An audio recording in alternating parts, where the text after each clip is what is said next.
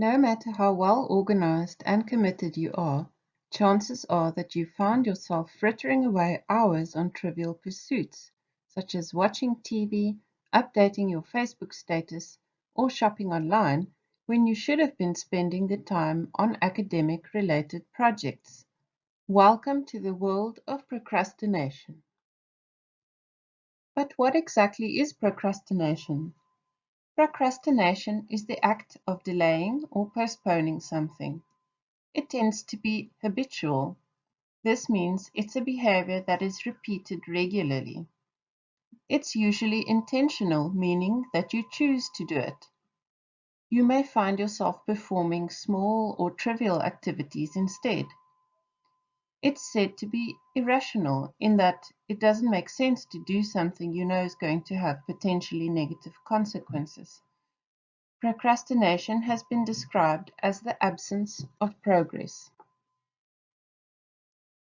People have struggled with procrastination from the time of ancient civilizations. It is not something new. It is a very common human experience. Opinions on the nature of procrastination as harmful or not vary greatly. Some experts in the field of psychological research claim that it amounts to self-harm. It's typically viewed as a negative behavior as it may get in the way of your productivity. In certain situations, though, procrastination may appear to be appropriate. For example, in a situation where it's necessary to wait for new information to become available before making important decisions or taking action. It's useful to think about what procrastination is not. One thing that it isn't is laziness. A lazy person simply won't do anything and would feel just fine with it. Procrastinators, on the other hand, have the desire to actually do something, but cannot get themselves to start. Procrastination is also not relaxation. Relaxing recharges you with energy. In contrast, procrastination drains energy from you. The less energy you have, the more stressed or even depressed you may feel, and the higher the chances of you putting off your responsibilities. When does procrastination become problematic? Excessive or chronic procrastination can become a problem. Excessive or chronic procrastination has been linked to health problems, stress, anxiety, a sense of guilt, as well as impaired productivity and social disapproval for not meeting responsibilities or commitments. Difficult feelings such as anxiety and guilt, which comes about as a result of procrastination, may feed into further procrastination. A person who tends to procrastinate may experience difficulties in seeking support due to procrastination itself, or due to social stigma and the belief that task aversion is caused by laziness, a lack of willpower, or low ambition. Problematic procrastination is sometimes associated with underlying emotional or mental problems.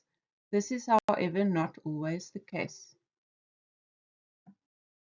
Let's look at some of the causes of procrastination.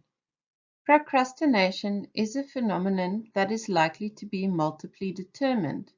This means that many different factors tie into it. One way to visualize how procrastination occurs is to imagine it as a big balancing act between motivation and self-control and demotivating factors.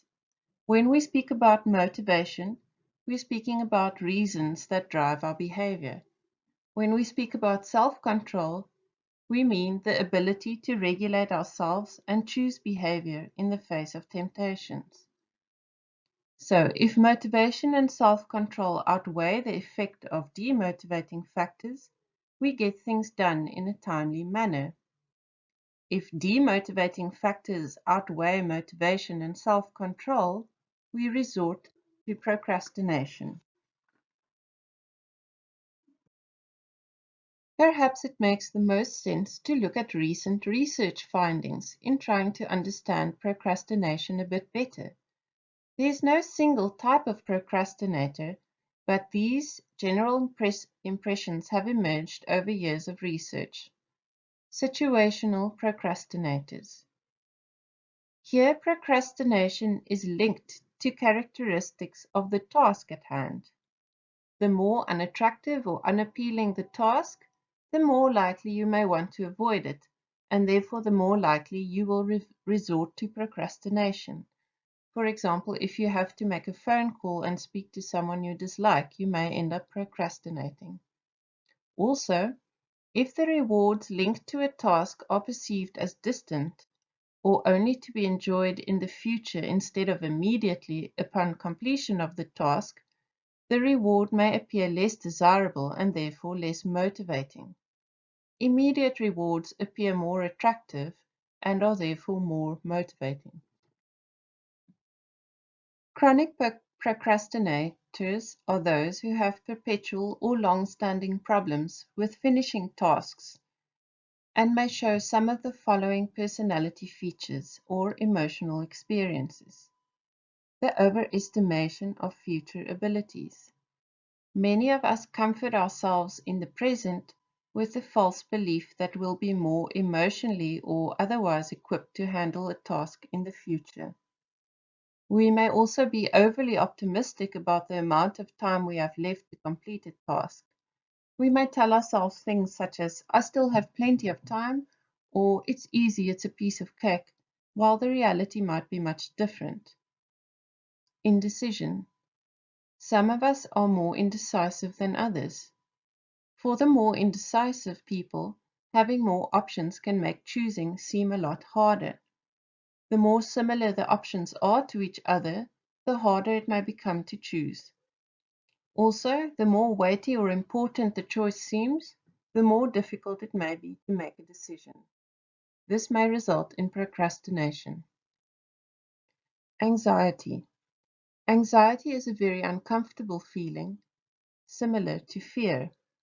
Often, when anxiety is experienced at high levels, we may choose to avoid a task, situation, or decision that brings on the anxiety.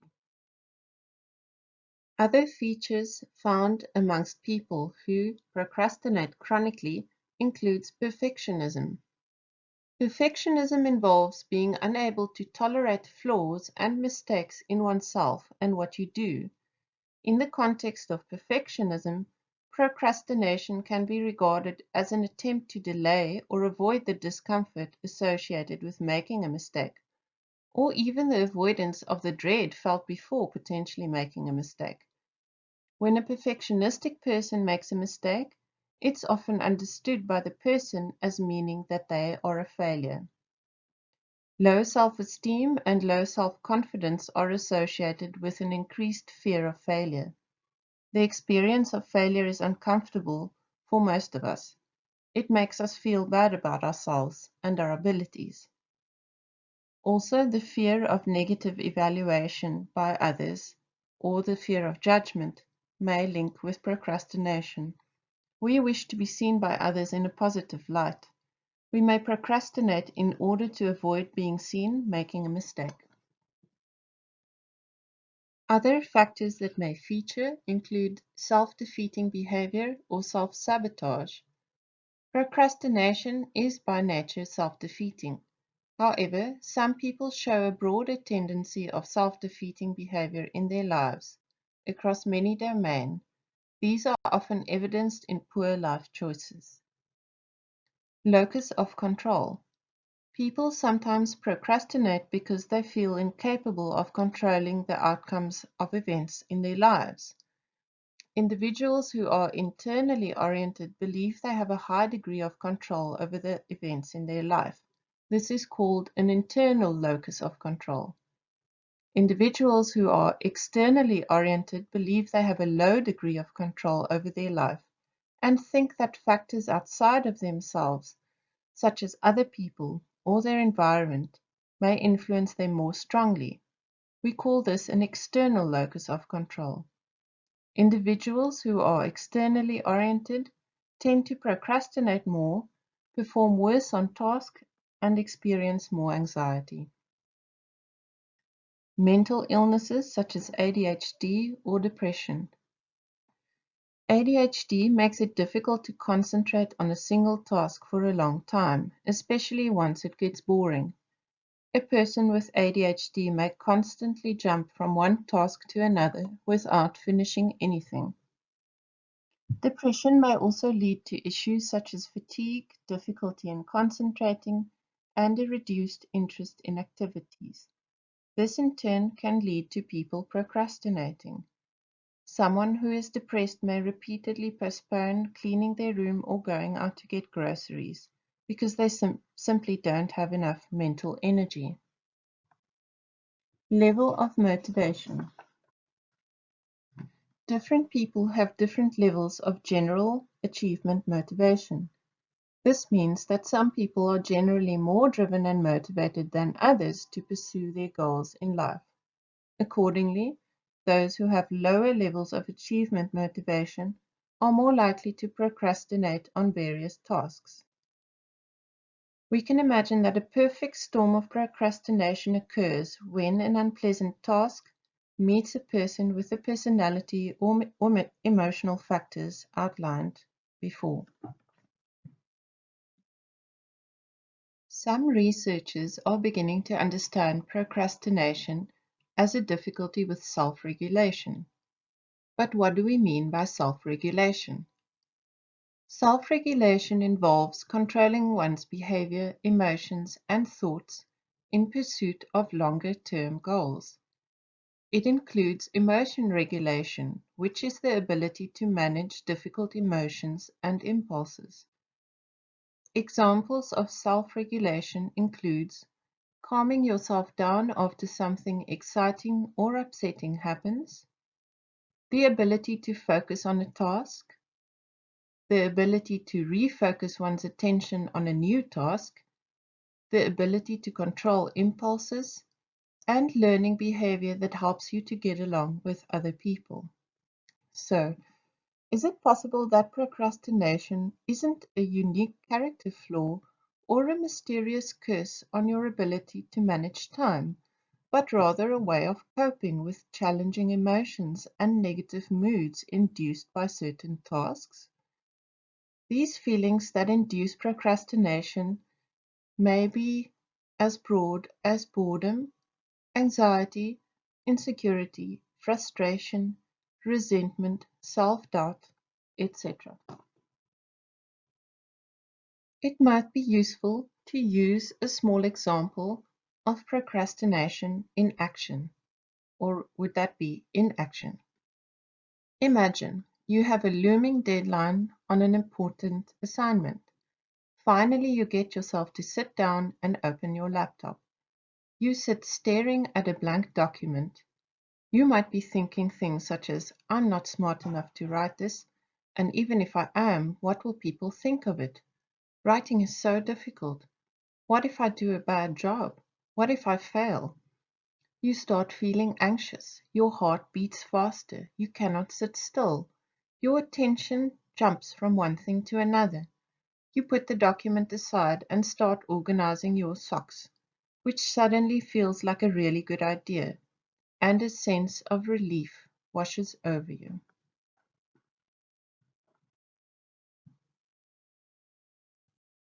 From our example, we can see that avoidance and delay brings immediate relief from anxiety, the negative thoughts and self-doubt which emerges as soon as we face the difficult assignment.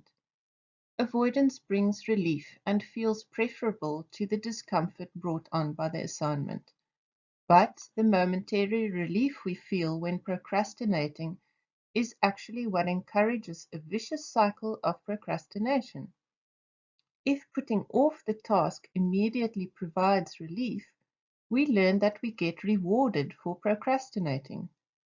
Researchers who study behavior have proven time and again that when we are rewarded for something, we tend to want to do it again.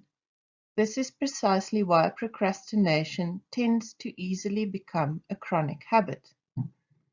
Procrastination is, however, often followed by feelings of guilt, shame, or anxiety.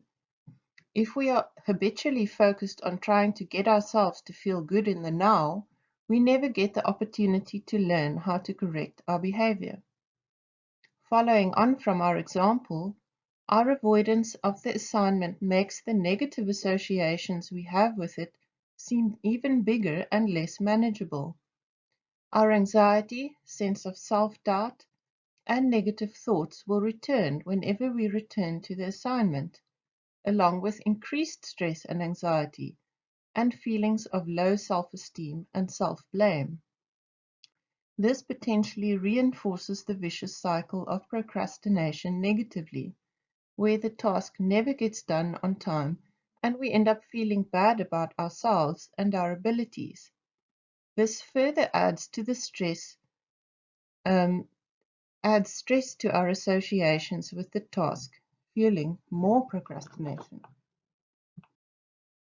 Over time, chronic procrastination has not only productivity cost, but measurably destructive effects on our mental health and physical health, including chronic stress, general psychological distress, and lower life satisfaction.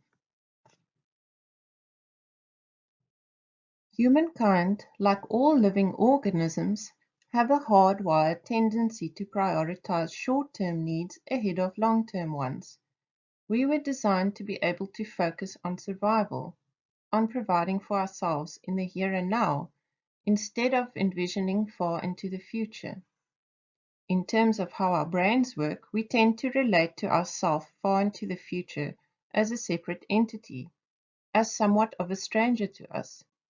When we procrastinate, we subconsciously, in our brain, actually feel like the task we are delaying or putting off becomes the responsibility of this remote other us. It becomes, in a sense, someone else's problem in our minds. Stress and anxiety also mess with our ability to make thoughtful, future-oriented decisions. When faced with a task that makes us feel anxious or insecure, the threat detector part of our brain, the amygdala, perceives the task as a real threat. Even if we are able to reason with ourselves, recognizing that putting off a task will create more stress in the future, our brains are still wired to be more concerned with removing the threat in the present. Researchers call this amygdala hijack. But how do we manage procrastination? Unfortunately, we can't just tell ourselves to stop procrastinating. Focusing on the issue of getting more work done will not address the root cause of procrastination. We must realize that at its core, procrastination may be about emotions and difficult feelings more than productivity. So the solution doesn't necessarily involve downloading a time management app or learning new strategies for self-control. It may have more to do with managing our emotions in a different way. Our brains are always looking for rewards. If we have a habit loop around procrastination, but we haven't found a better reward, our brain is just going to keep doing it over and over until we give it something better to do. So in order to change any habit, we have to give our brains a bigger, better offer.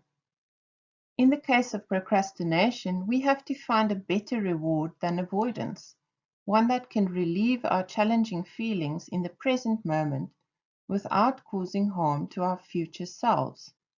The difficulty with breaking the cycle of procrastination in particular is that there is an endless number of potential substitute actions that would still be forms of procrastination. That's why the solution must therefore come from inside, internally, and not be dependent on anything outside of ourselves.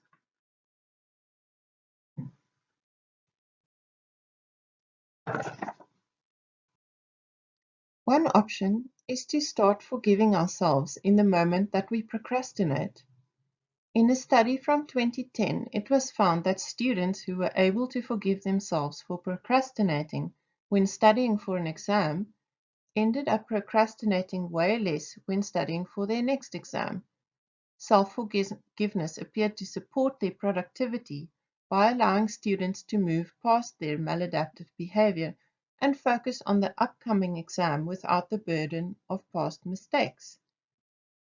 Another finding points to the practice of self-compassion. This entails treating ourselves with kindness and understanding in the face of our mistakes and failures. Several studies show that self-compassion supports motivation and personal growth. It decreases psychological distress, which we know is a primary cause for procrastination. It also boosts motivation, enhancing feelings of self-worth, and creates positive emotions like optimism, curiosity, and personal initiative. Best of all, self-compassion only requires a commitment to meeting your challenges with greater acceptance and kindness instead of self-criticism, rumination, and regret.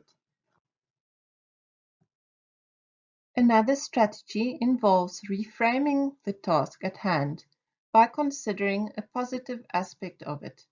This can be done in many different ways. One example would be to remind ourselves of a time we did something similar and remind ourselves that it turned out okay. Or maybe we could purposefully focus on the beneficial outcome of completing the task. For example, what might your partner say when you show them your finished work? How will you feel about yourself? Cultivate curiosity. If you're feeling tempted to procrastinate, bring your attention to the sensations arising in your mind and body. What feelings are eliciting your temptations? Where do you feel them in your body? What do they remind you of? What happens to the thought of procrastinating as you observe it? Does it intensify or does it slowly disappear and fade away? Does it cause other emotions to arise? How are the sensations in your body shifting as you continue to rest your focus on them? Another strategy would be to consider your next action. Focusing only on the next action helps to calm your nerves, and it allows for a layer of self-deception. At the start of any given task, you can consider the next action as a mere possibility. You can say to yourself something like, what's the next step I'd take on this if I were going to do it, even though I'm not? Maybe you would open your email, or perhaps you would put the date at the top of the document. Don't wait to be in the mood to do a certain task. Motivation tends to follow action, so get started and you'll find your motivation will follow. It might also be a good idea to make your temptations more inconvenient. It's easier to change our circumstances than ourselves. So try placing obstacles between yourself and your temptations to induce a certain degree of frustration.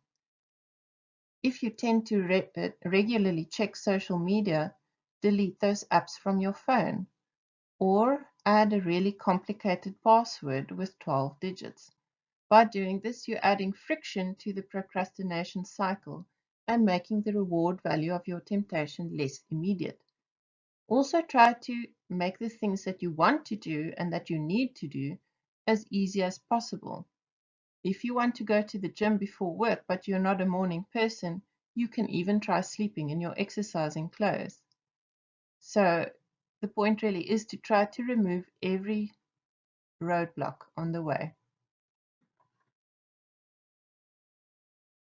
We need to remember that procrastination falls within the expectable spectrum of human experience. As with any internal experience or behavior, the aim should really be to try and understand it better.